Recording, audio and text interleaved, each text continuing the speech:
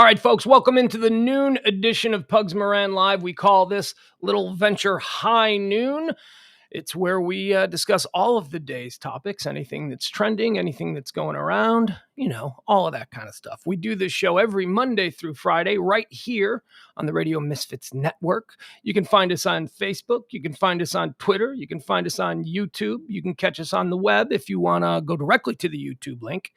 And that's pugscast.com. People were early on. This is the end of the second week as we head into a wonderful long end of summer weekend we like to call Labour Day.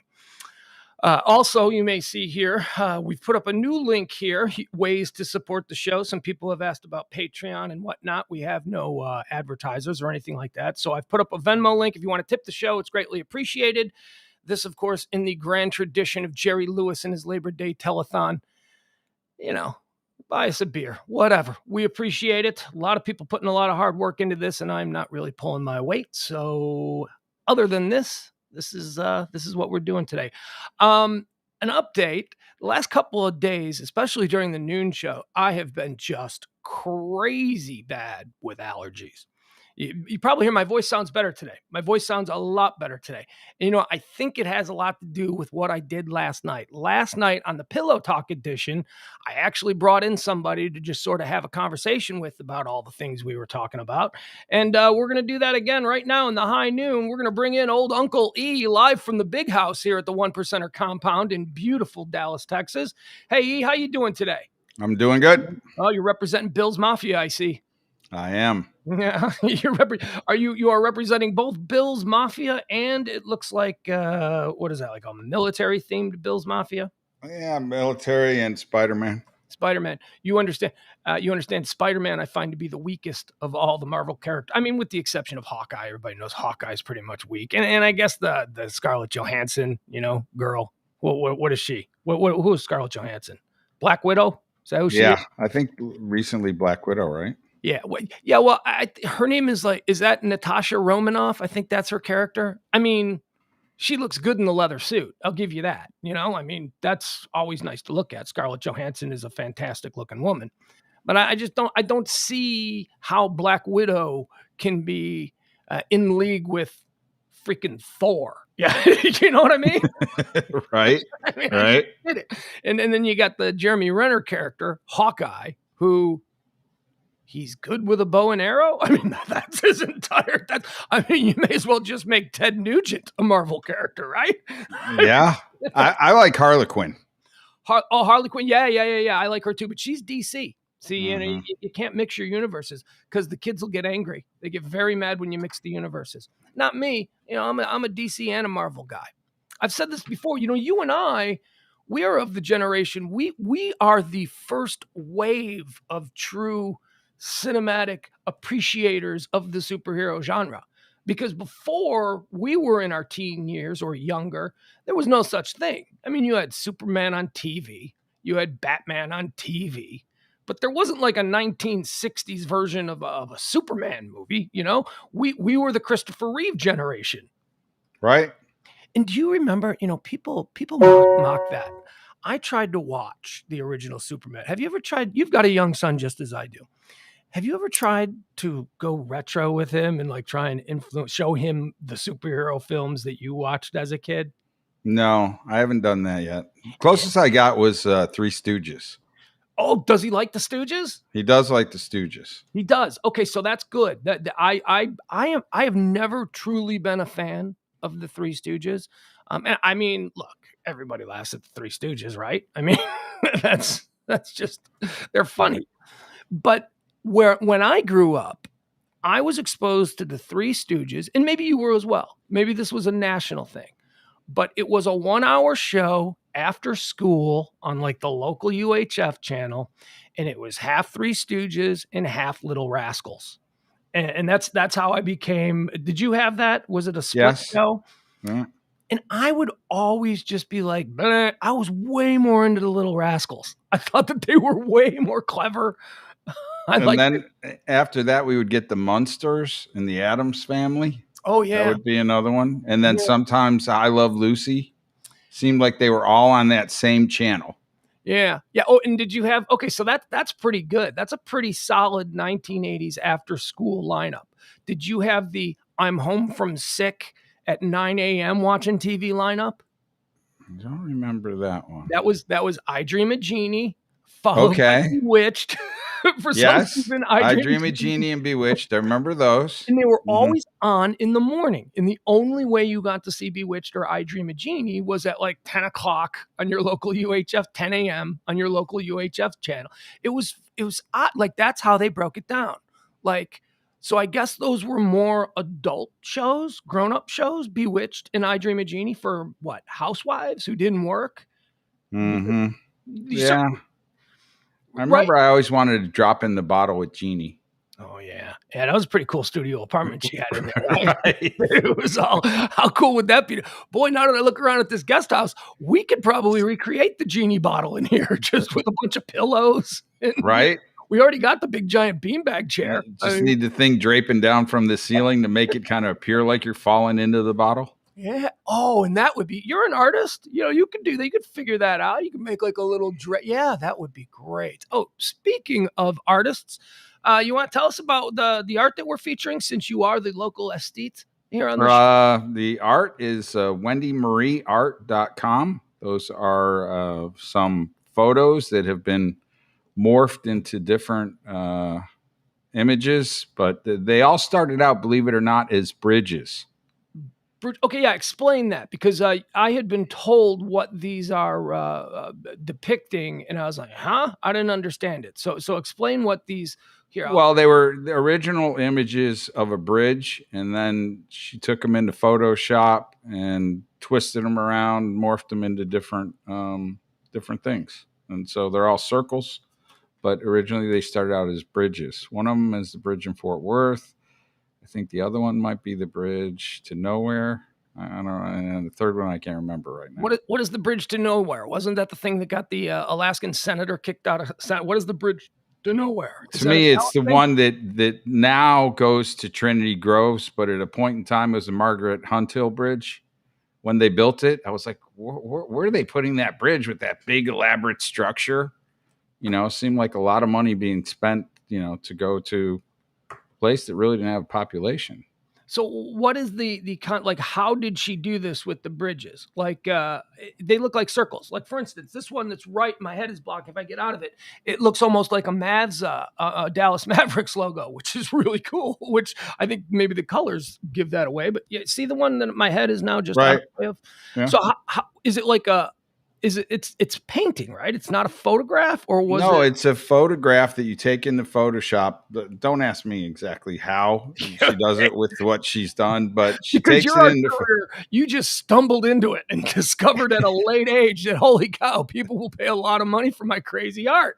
So you don't really have the you didn't go to like the Art Institute or anything like that. Well, but these are technical skills with a computer, and so it's photography mixed with Photoshop, mixed with some kind of program that spins it around, and then she colors it in some kind of way with the computer, and then we send them out to a printer, and the printer puts them on metallic print, and then they face mount them to plexiglass. A lot more that everybody needs to know, but that's essentially how it goes.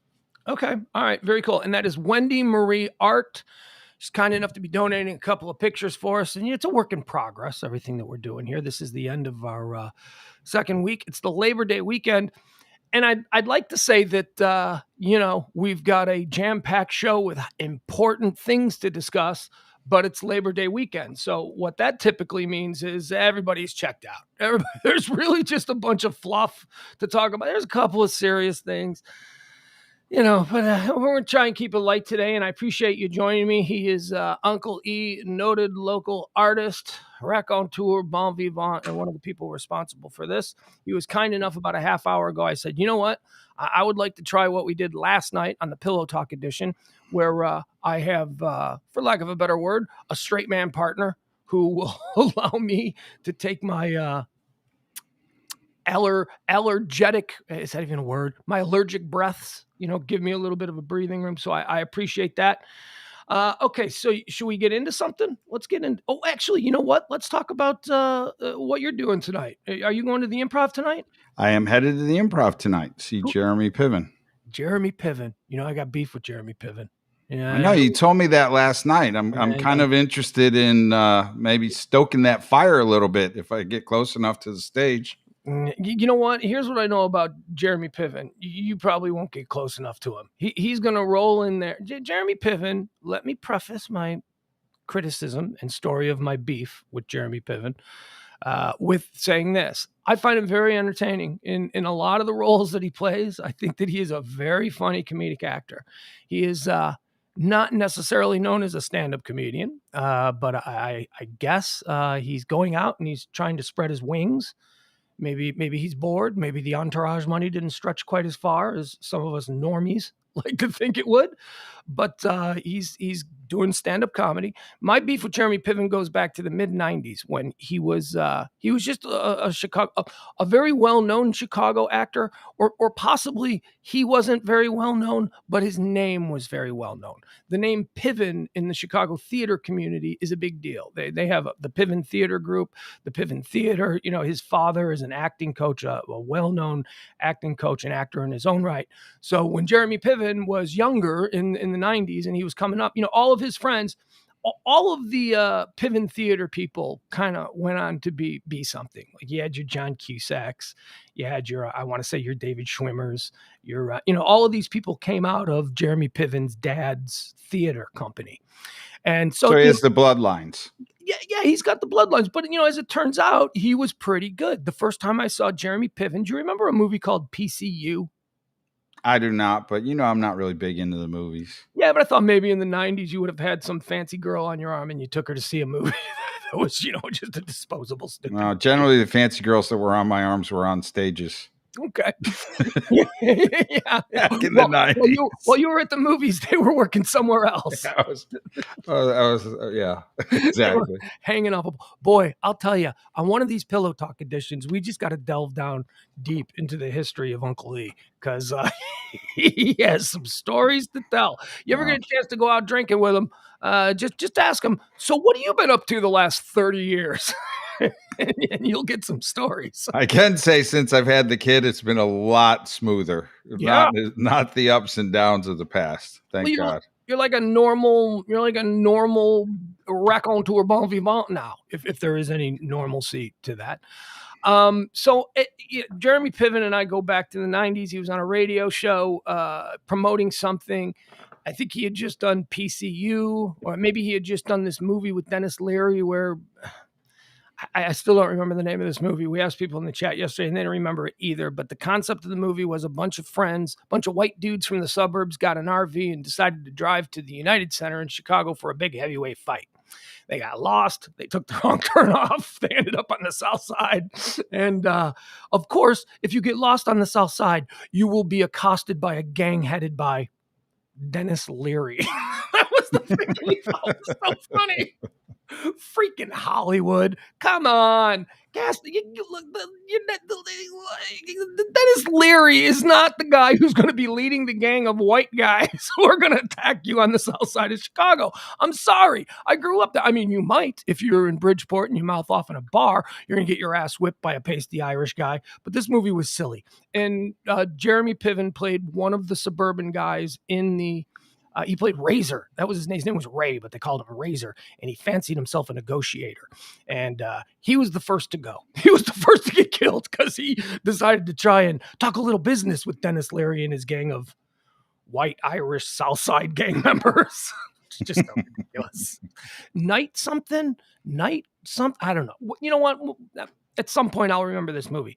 It's not an altogether terrible movie if you just like to laugh at stupid premises because these guys grew up in the suburbs and they took the wrong exit. I mean, come on. One of the first things you know about when you learn Chicago as a kid growing up is you don't miss your exit. If you miss your exit, take it all the way to Lakeshore Drive, turn around at the lake and come back. But do not get off at 22nd Street. Do not get off, do not get off in the neighborhood that is directly to the east of Comiskey Park. That is just a rule that everybody learns, especially people from the suburbs, that you got to be careful. So he had done a couple movies, and I think maybe he was promoting that one, and my host didn't know who he was. And so my host asked me, to pretend like I'm a crazy stalker fan because I knew who he was and I liked him in both PCU and this new movie that he was promoting. So it turned into a radio bit where the host didn't really have any questions for him, but I just stood creepily close to him while he was on mic and just kept interrupting his answers with stupid questions about what it's like to be Jeremy Piven. It was creepy. And, that was the point of it. And he played along on the air, but then we got off the air and he wanted to go to the bathroom. And I asked him if he would bestow upon me the honor, Mr. Piven, of showing you to our lavatory. I was being as creepy as I possibly could. And he was like, no, you stay here. And so he walked out. He got quick directions from another producer where the bathroom was. And as he was walking down the hall, my host told me, go follow him. Go follow him into the bathroom. That'll be because he thought it would be funny when we come back on. Right. Yeah, Piven didn't like the bit. Piven got about halfway down the hallway and turned and said, no, like pointed at me like, no, like really authoritative, like, no, like he wasn't kidding. And, I stuck to the bit and I kept coming. And then he stopped and walked right up to me and said, there's a red light for a reason. When it's off, you stop or something like that. And he dropped an F-bomb on me and he gave me a very scary Ari Gold from Entourage look. And so I backed off and I went back in and the interview resumed when he came out of the bathroom and the commercial breaks had ended. And I resumed doing the whole creepy, why wouldn't you let me go to the bathroom? And it turned into a whole, I outed him for being mean in the hallway and it just went from there. And yeah. So I got beef with Jeremy Piven. But like I said, I've interviewed him since on the old Pugs and Kelly show. And we got along fine. But I did bring this situation up once and he seemed to remember it and he seemed to get mad again. Right. The red light you're referring to is the light that says on air and off air. Yeah. Right. Yeah. Mm-hmm. And I was working at the time with a brilliant radio host by the name of Kevin Matthews. And he was very much all about staying with the bit. Don't ever break the character. If you're gonna be in the bit, go for the bit. And to him, this bit I was performing on Jeremy Piven was, it began and it ended when he arrived and when he left. It didn't matter about commercial breaks. It was all, just keep pushing. And quite frankly, I said my host Kevin, he was brilliant. He was brilliant. Because me forcing it, me pushing it, even after the bathroom incident with Jeremy Piven, it made for the highlight of the interview when I acted like I was very upset that my stalker, my crush, didn't want me in the bathroom with him, and I acted like my feelings were hurt, and then I turned. You know how stalkers turn when they're. And I turned very mean. I don't even know who you think you are. People don't even know you. The only reason I'm in here is because even the host doesn't know you. I did this whole thing. And wow. So, yeah. So he didn't take well to that. And we have a 30-year beef, 30 years and going on. Okay. So what do you say we talk about some things that are trending here? And your role here is, you know what your role is. Just give any kind of opinions or whatever you got here.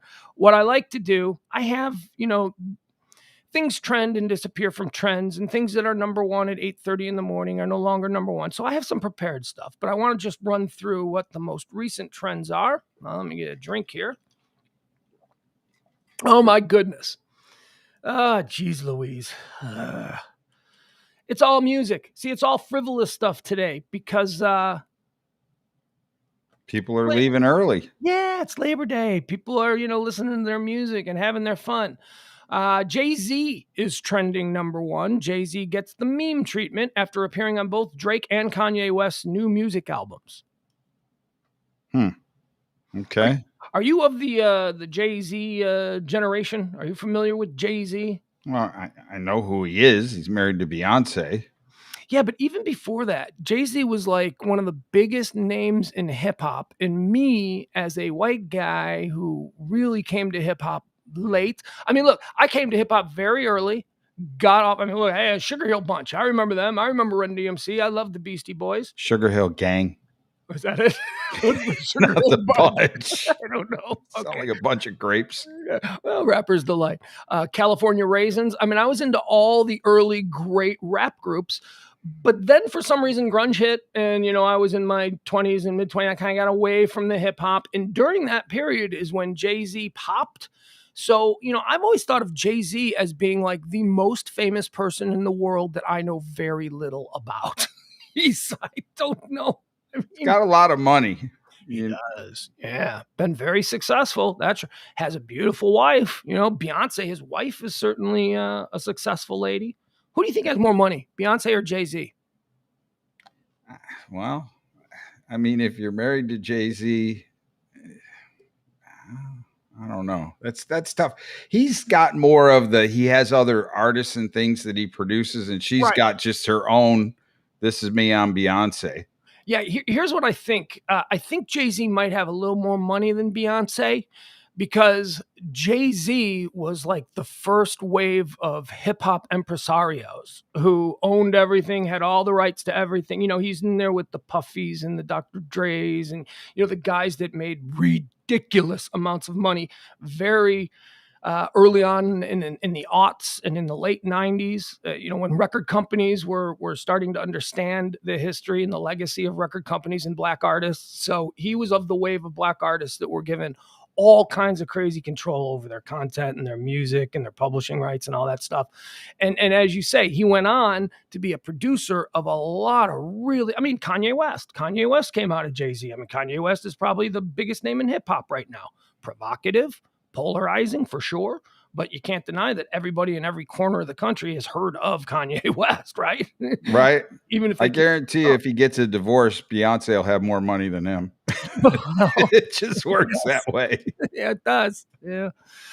50%. Although, I'd like to think that Beyonce would be cool enough and independent lady. The single ladies, that whole thing. I like to think that she would just walk away and be like, I'm going to take my billion, you keep your 1.2 billion, and we'll just go our separate way. I would like to think that would be the deal, but lawyers get involved. And somehow I don't think the queen bee, as she's referred to, would leave the nest without making a big stir about it.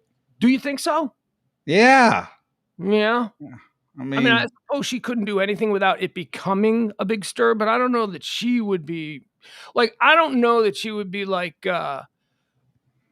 who was the race car driver the other day? Denny Hamlin. Did you hear about this? No. So Denny Hamlin, the NASCAR driver, number 11, the FedEx car, apparently he likes prostitutes and he likes butt stuff. And that was all revealed in a book that came out a number of years ago. But I guess the author of the book the other day went on Howard Stern and started talking about all of these things. She is a high-end escort who wrote a book about, the one thing escorts aren't supposed to do, right? You're supposed to be discreet. She wrote a book about all of these rich and famous men who have patronized her, I guess. I don't know what you would call it, who have been customers, clients. And Denny Hamlin was one of them. And I guess they talked about it on the Howard Stern show. So it's sort of perked up as a trending topic again. And a couple hours later, Denny Hamlin's wife put out a blistering Twitter statement that she was leaving him and that he would never see the kids and that, he has gone too far and he doesn't deserve her. It was, I don't see Beyonce doing that is my point. I see Beyonce being a little bit more classy and I ain't crying about that. You know what I mean? Like her whole thing. Well, was he married to the wife when he was with the prostitute? No, he wasn't. He was not. However, they were engaged and she was very pregnant with one of his kids. Okay. So, those complicate it, right? Yeah. That probably even makes it worse. Yeah. He hadn't put a ring on it. So in the Jay-Z Beyonce thing, I talked about how I think Jay-Z got his money by being granted, just crazy independence from the record labels and the publishing companies. I don't think Beyonce got that. I think Beyonce was pretty much manufactured. She was granted a record company or a record deal with Destiny's Child when she was really unknown. So I don't know that she had. Does she write? I guess she does, right? Yeah, I guess she writes now. I don't know if she wrote back in the Destiny's Child. I don't know. I just think that there are more people with hands in Beyonce's pot than in Jay-Z's. So that's where I come down with. I think Jay-Z might have a little more money, even though Beyonce is a lot more high profile. Okay. So why is he trending? He's just trending because he's appearing in a bunch of people's race. He's appeared in Drake's new album, and he's on the new Kanye West at the same time. people like Jay-Z. They're talking about Jay-Z. Trending number 2 is Boozy. You know who Boozy is? I've heard the name. I know he's a singer of some sort. Singer? Hip-hop, Rapper? right? Yeah, I don't know. rapper. I just assume that a name like Boozy, I think that's probably a hip-hop name. I don't think he's running for Congress, although these days, who knows? Boozy might be your candidate in the 5th. Rapper Boozy Badass, Badazz. I'm sure that's his birth name. He's criticized for commenting on Lil Nas X's sexuality. Now, I know you know who Lil Nas X is, right? I do. He's, what was his Old Town Road? Was his big break? Old Town Road, yep. His breakout. And he's gay, which is a very common thing in the normal world. Whew. Sorry, I'm starting to get a little allergy thing going. Not so common in the hip hop world. Well, and in the country world, which kind of his song didn't he have, what was it, Miley Cyrus's dad in that song? Yeah, the Old Town Road was a crossover. It was right. Country people actually kind of liked it too, not only the hip hop crowd. So he's gay, and apparently rapper Boozy Badass has criticized him for that, which, is not good in this age. Trending number 3, again, we're just running through the trends as they fall before we get into the topics that I have prepared. Labor Day is trending. What are your plans for Labor Day besides going to see Jeremy Piven tonight? The boat, Lake Louisville, and going to do Wicked on Sunday night, and then probably the boat again on Monday. Where is Wicked playing? Fair Park. Fair Park. They got a big auditorium there, right? They do. What is Fair Park for people who don't know? Because most big cities don't have a thing like Fair Park. It's where the Cotton Bowl is, where they have the state fair. I mean, there are a lot of buildings now that are just not used very much. But back in the day, in the 50s, there was something special. Is the fair going on this year? I would assume so. They had a version of it last year where you drove up in your car. What? And you went through a line, got to get your corny dog and your fair food. You didn't get to get out of your car, but it was kind of a drive-through. Some artist friends of mine put some sculpture in the drive-through lane. I'm sorry, I'm having a moment. I'm starting to feel a little bit weird. Flop sweat is coming. All right. Let's continue on here. Okay, College Colors Day. Did you watch any college football yesterday? I guess it started, huh? It started the weekend before, but no, I didn't watch any yesterday. Yeah, I didn't either. Those were all trending. Okay, this is a sad one. Don't necessarily like to get into the sad stuff here, especially as we kick off a Labor Day weekend, but David Patton, former New England Patriots wide receiver David Patton, has died at the age of 47. You know who he is? I do not. Yeah, I don't either. But apparently he was here. Let's click on this. Apparently, former Patriot wide receiver and 3-time Super Bowl champ David Patton has died at the age of 47. Well, I get the 3 Super Bowls because he was obviously around in the Brady era. Mm-hmm. Why he's trending is probably because of the fact that he was a Patriot, 3 Super Bowls, but he doesn't stick out to me as some receiver that I was like, oh, David Patton. No, he doesn't. Hey, you know what? We need to take a break here. I'm sorry. I'm not feeling well. I'm starting to feel a little, I'm getting like flop sweat. So can we suspend the show here for a minute and we'll come back in a little bit? Are you okay with that? Fine with me. All right, folks, give me a break here. I need to go. I need to drink some water or something. Something's happening.